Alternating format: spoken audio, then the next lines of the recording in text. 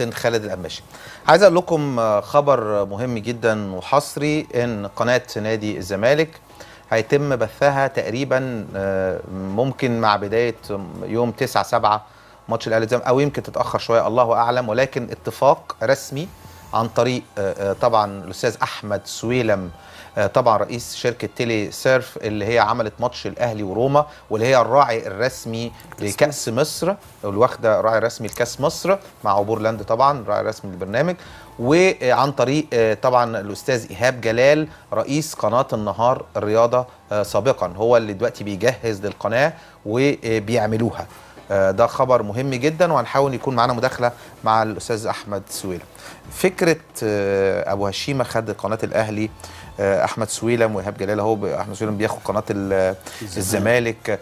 تفتكر دي ممكن تعمل السنه الجايه نوع من التعصب، او ده بيرد على ده، يعني تبقى ماتش اهلي وزمالك في القنوات؟ لا بالعكس، كل الانديه الكبيره اللي هي في اوروبا كلها عندها قنوات. فده شيء طبيعي ان تبقى ملمه بفرق النادي الاهلي، نفس الكلام بفرق نادي الزمالك.